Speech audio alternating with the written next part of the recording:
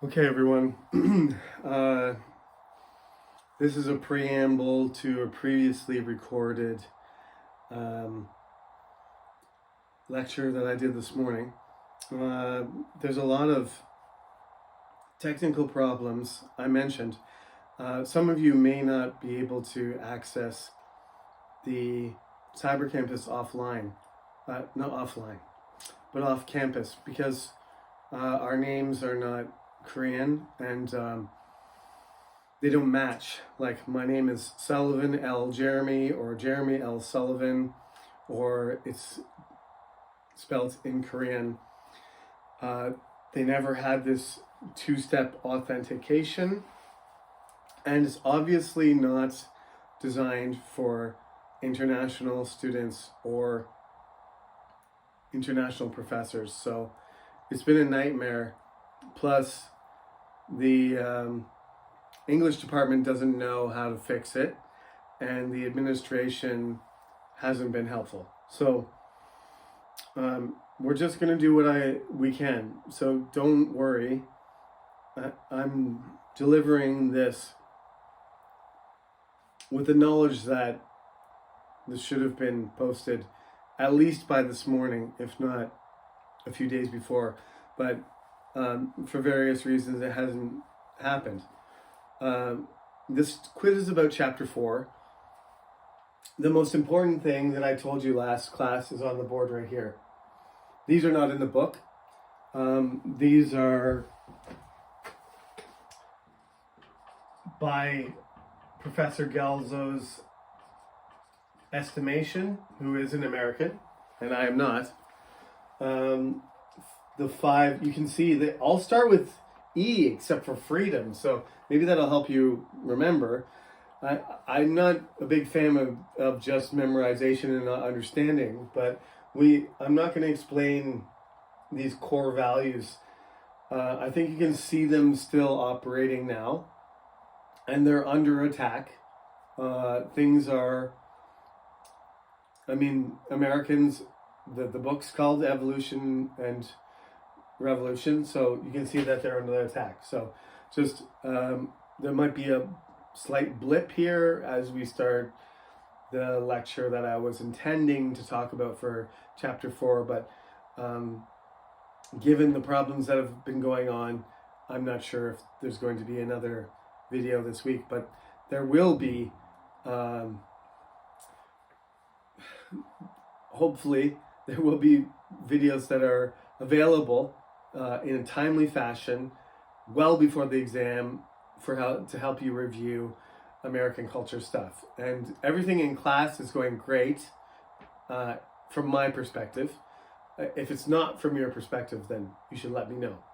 But the classes, in-person classes, are going fine.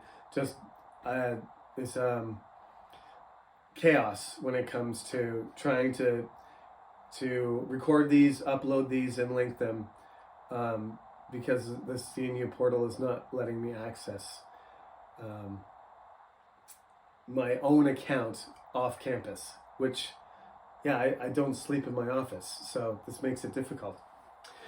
So keep in mind these 5 values. They're going to go right through to the present, right up until today,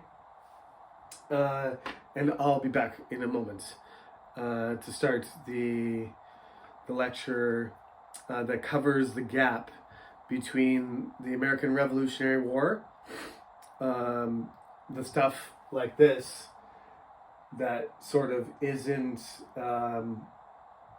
in the pardon me. Another reason for not recording is having a bad cold, but I'm recovering. So what I'm trying to do is fill the gap. This gap here that I told you is mostly the result of the British government being too busy. Okay, so we'll continue in a moment. Just hold on while I edit this, and hopefully this is some pretty good tools these days. Maybe it'll look pretty smooth, like I'm just walking off and coming back on.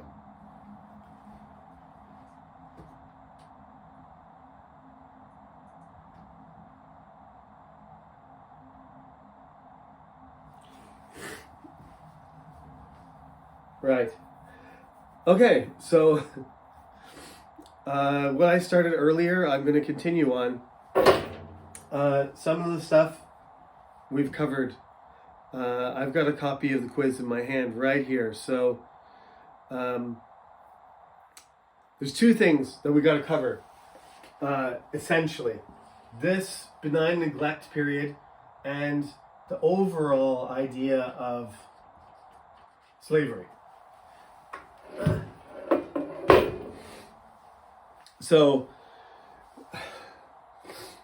this is a very complicated thing, and I have to say this is a freshman course, and sometimes I get a little bit too ambitious and try to explain everything in detail, but this is not realistic, okay? So you need to read the book to the end of chapter 4, and there's several pages on slavery, which does not do slavery justice in any way.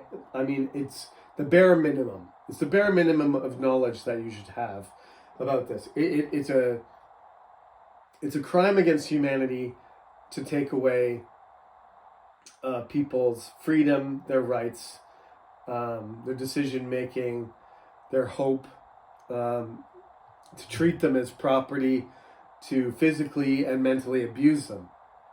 All of those things we now, I think, reasonable societies and reasonable people respect, no matter what religion or what culture they come from.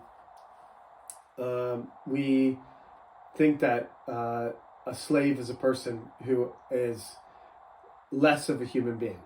And that is sort of the definition of slavery, is that your slave is somebody who's not, who doesn't have their own power and doesn't have their own sovereignty, doesn't have the power of agency, and is stripped of their rights, which whether that means living or dying or being happy or sad, they have the right to live their life the way they want, right?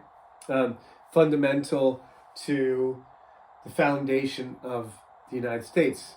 However, right from the very beginning, this slavery is, as I told you, your assignments can be contradiction. Things that are directly opposed to each other that exist in the United States unresolved, but continue to operate nonetheless. So from the very beginning, when slavery, the institution of slavery, started to increase as the colonies developed, and the British Empire, right? Remember in the 1640s, I mean, the British Empire isn't really an empire yet. It's kind of a country fighting with itself.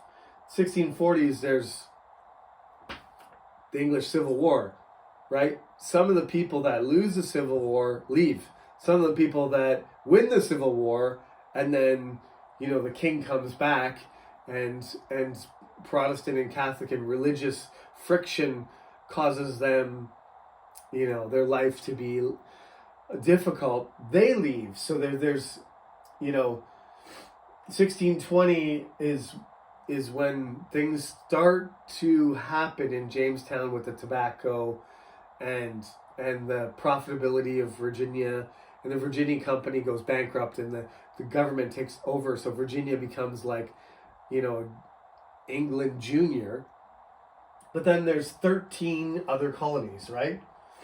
And over this period, from 1620 to 1620 to 1763, which is the sort of stabilizing point of Massachusetts with the Puritans, the first Thanksgiving in New England, and Jamestown starting to be able to sustain its population, at least by immigration, if not by birth rate, up until the end of the Seven Years' War, where the French are defeated and the entire coast of America becomes under British control, and they call it British North America. Now, what's going to happen eventually is America's going to win the Revolutionary War. And in the textbook, you can also read about the three founding fathers that I find the most significant, or the most compelling, or the most memorable. It's not your top three. It's not necessarily my top three. It's just the three I chose because of what they did. Benjamin Franklin, because of because he's older and because he's the respected, representative.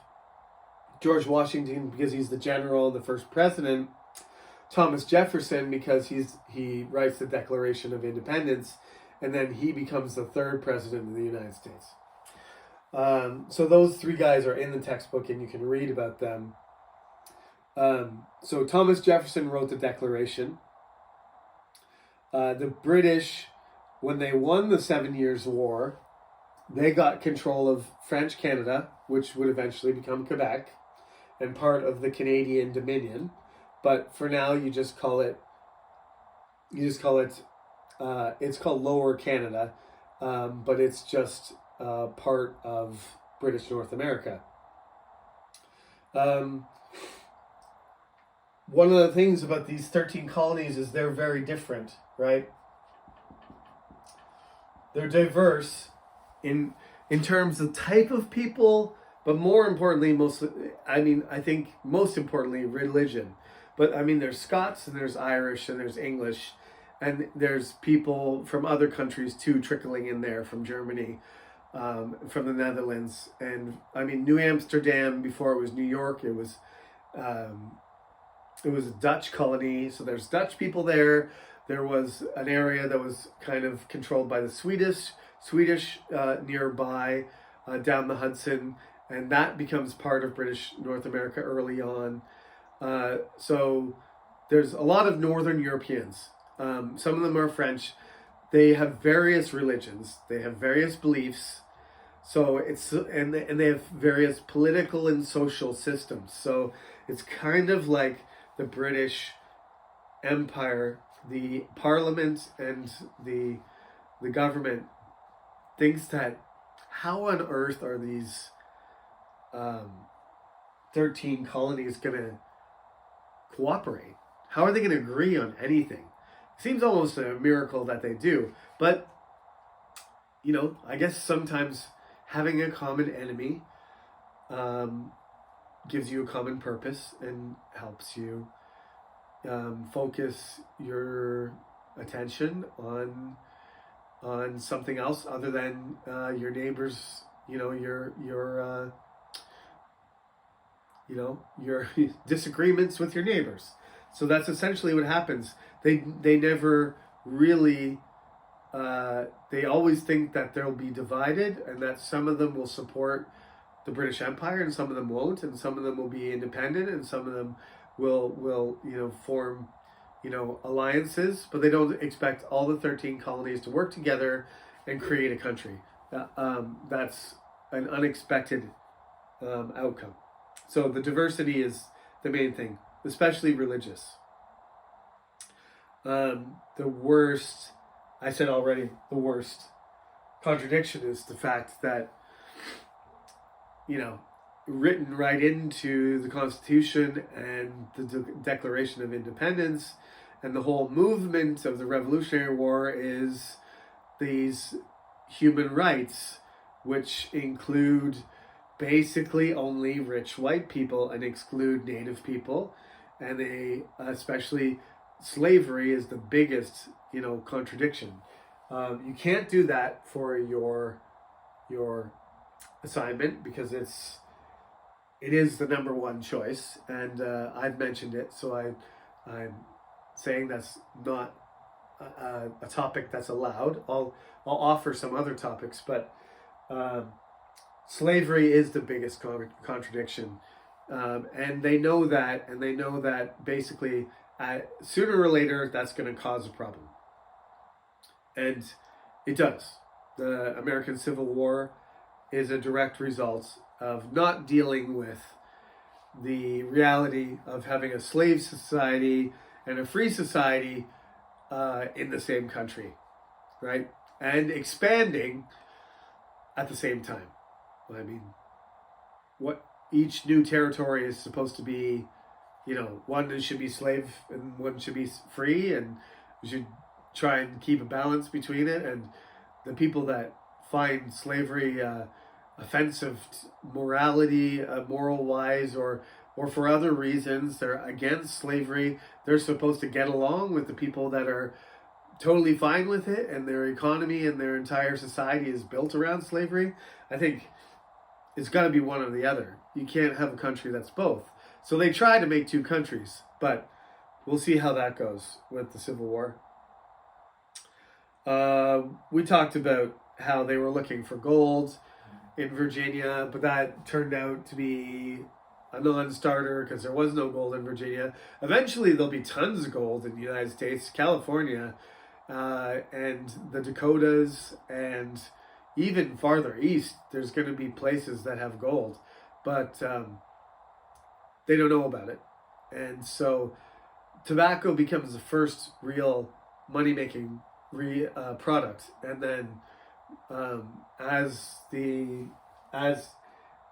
get closer to the American Revolutionary War and the 7 Years' War, it's cotton, because right around the 7 Years' War is when the Industrial Revolution kicks off, and what the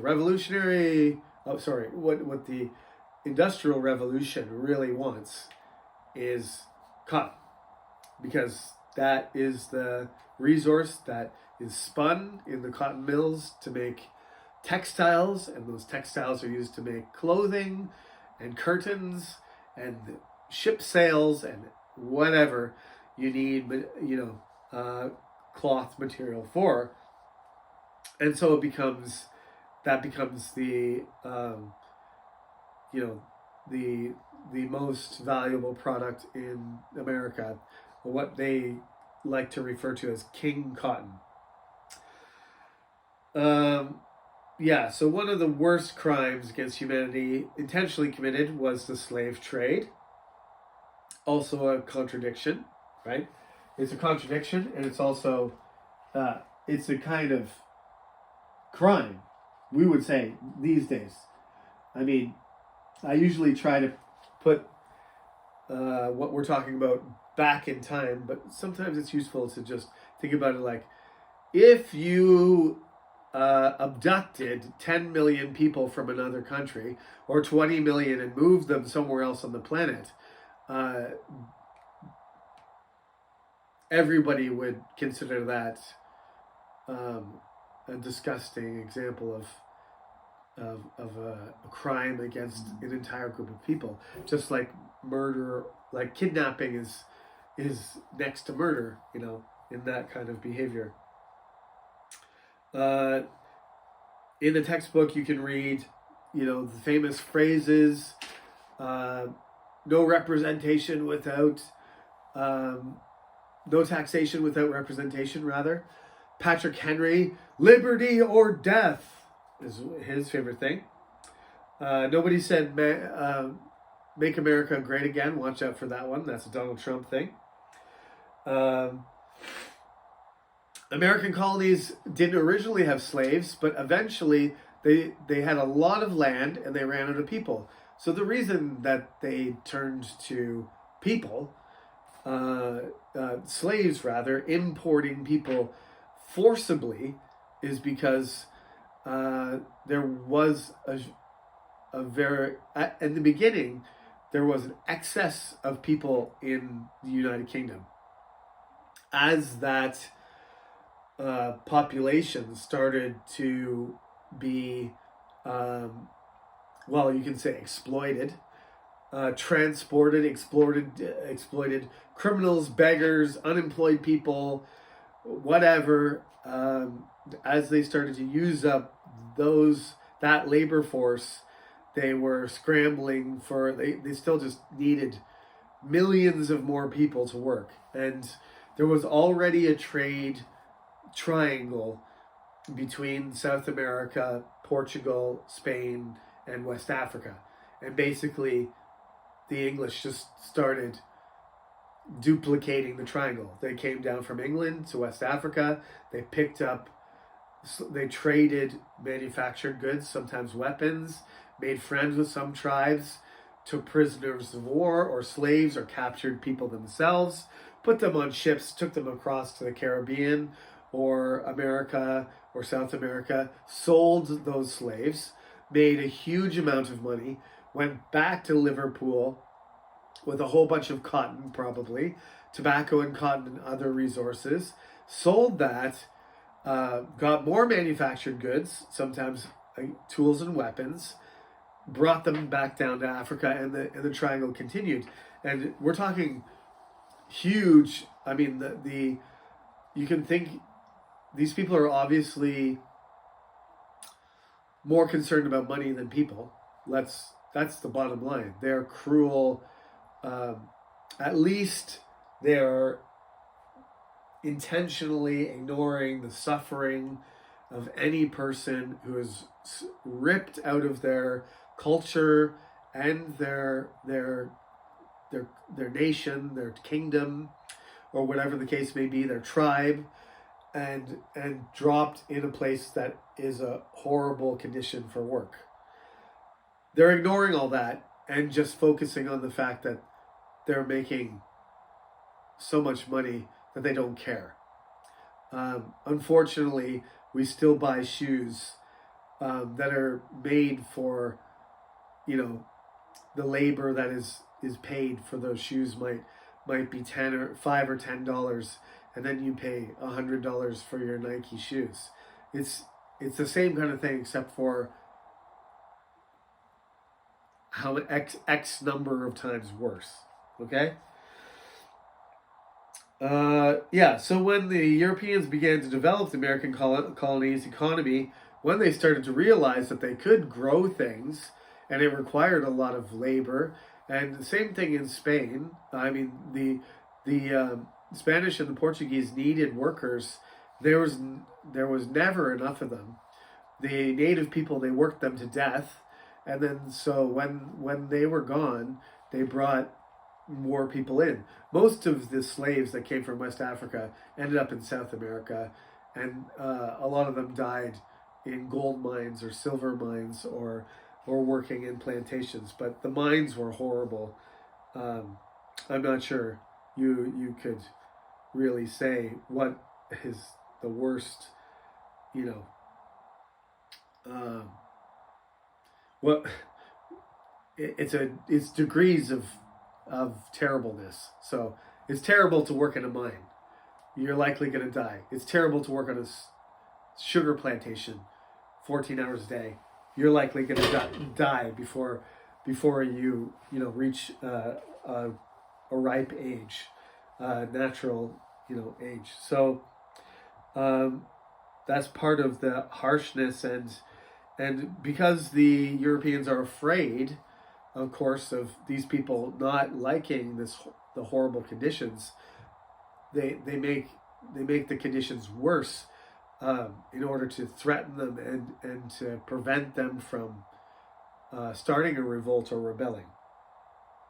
I think as far as the quiz is concerned, that's I've covered everything that's essential.